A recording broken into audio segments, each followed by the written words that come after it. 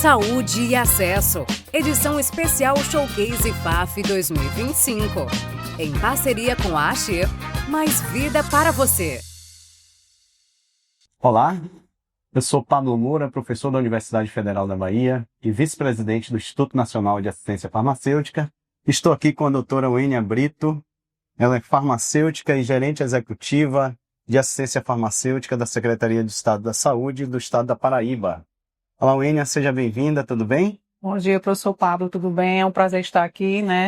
na sua pessoa aqui representando o INAF, e agradecer a participação, o convite de estar aqui para mais um dia desse grande evento. Muito bem, Wênia. Bom, a gente está aqui hoje para falar um pouco sobre as doenças respiratórias no Brasil. Para você, quais são os principais desafios para os pacientes e profissionais de saúde no acesso ao tratamento para doenças respiratórias? Então, quando a gente pensa em toda a carga complexa, que envolve o setor saúde, e entendendo que a saúde também ela envolve tantas outras políticas sociais, a gente tem o primeiro grande desafio que a gente tem hoje, quando a gente pensa no contexto Brasil, é a própria educação em saúde e o baixo letramento de saúde que a gente encontra na maioria dos pacientes que a gente hoje atende, tanto em nível de município como em nível de esfera estadual. Então, realmente, é um movimento, que a gente entende, inclusive a gente encontra isso até na literatura científica, de que a educação em saúde é uma grande ferramenta para promover e prevenir saúde. Então, esse é o grande primeiro desafio que a gente encontra, de ter muitas vezes pacientes que desconhecem, do seu contexto de saúde e doença, e aí o outro grande desafio que a gente tem, mesmo diante de um SUS tão rico, e cheio de equipamentos de saúde, como nós temos, é esse grande desafio que a gente tem de fazer se entender para o paciente de que aí essa saúde ela é formada por 3 níveis de atenção, A atenção primária é saúde ali com a ordenadora do cuidado, por onde esse paciente deve começar, a depender da sua doença, que é o caso também das doenças respiratórias, em algum momento ele vai agudizar e necessitar de um nível terciário, mas que muito provavelmente esse paciente ali vai estar sempre nessa atenção secundária, ambulatorial especializada, Então, muitas vezes esse paciente ele vai encontrar entraves na sua referência, na sua contrarreferência, na oportunidade ou não que ele vai ter de um acesso a uma consulta, do acesso a chegar na sua farmácia do componente especializado, a depender do seu medicamento. Então, são diversos entraves que a gente se encontra, são grandes desafios, e aí cada vez mais a gente ter uma rede articulada,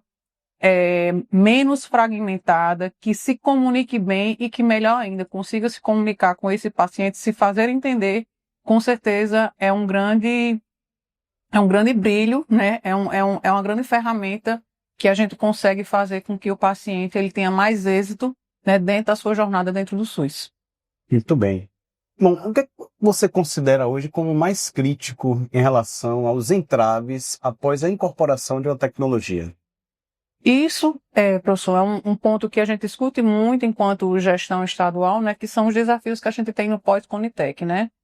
O primeiro deles, e o que a gente mais encontra é o decreto que não é cumprido dos 180 dias. Então, acaba que o Sistema Único de Saúde, ele tem essa responsabilidade do ponto de vista organizacional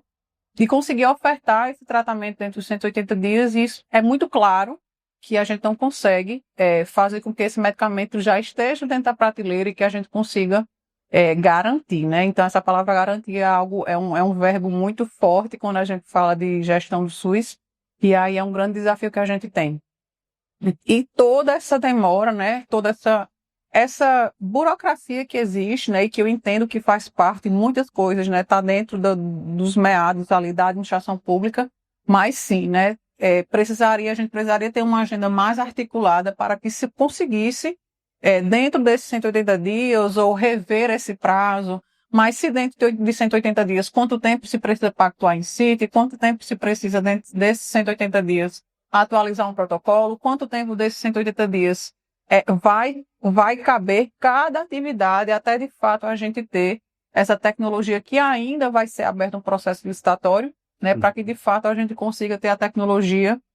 ou no município ou no estado, onde quer que essa tecnologia tenha sido incorporada. Então, isso sim é uma grande dificuldade, é um grande desafio. Isso, inclusive, traz efeitos negativos tanto para município quanto para estado, decorrentes do efeito, inclusive, de judicialização, quando a gente não consegue garantir essa tecnologia em tempo oportuno, e daquilo que está previsto em lei. Então, isso é algo que é extensamente discutido, né, nesses espaços, inclusive como esse daqui do FAF, em que a gente pode trazer diversas partes interessadas, né, e participantes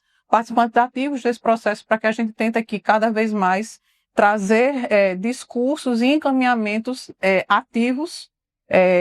efetivos, para que a gente consiga cada vez mais mitigar desafios como esse. Muito bem, Wênia. Fala um pouco para a gente, considerando, né, a descentralização do acesso, a migração do componente especializado para a atenção básica. O que é que você considera que isso impactaria o tratamento das doenças respiratórias aqui no Brasil? Na perspectiva do paciente, facilita muito, né? Quando a gente pensa que a gente pode trazer uma tecnologia que é extremamente utilizada, extremamente prevalente na perspectiva, né, do perfil de utilização, e que a gente consegue deixar esse acesso facilitado em cada município, né, pensando que a atenção primária à saúde é essa farmácia que realmente ali vai estar muito mais próximo da população, é um grande facilitador, né,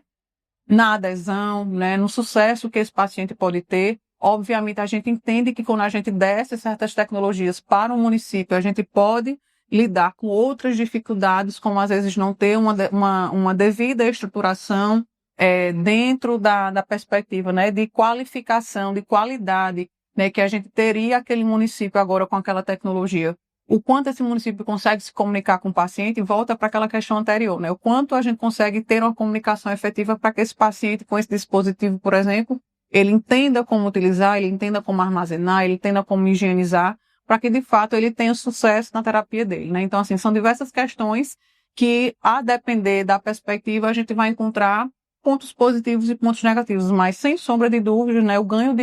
de qualidade que o paciente tem, de muitas vezes não ter que se dirigir a farmácias regionais, que muitas vezes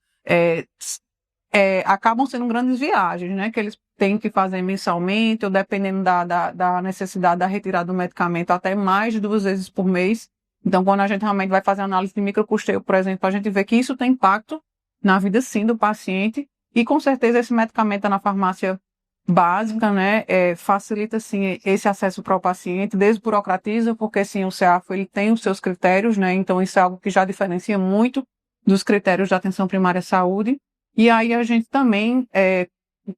continua nessa discussão de que, sim, algumas tecnologias hoje, elas não precisariam mais estar no contexto do CEAFO, e, com certeza, medicamentos que hoje estão voltados tanto para asma quanto DPOC, são pauta dessa discussão para que, de fato, a gente desburocratize esse acesso e que se esteja mais acessível à população. Muito bem, doutor Wênia, eu gostaria de te agradecer pela disponibilidade, tá? E trazer um pouco da sua perspectiva em relação ao tratamento das doenças respiratórias no cenário e no contexto do Sistema Único de Saúde do Brasil. Eu que agradeço e até a próxima. Saúde e Acesso, edição especial Showcase FAF 2025. Em parceria com a AXE, mais vida para você.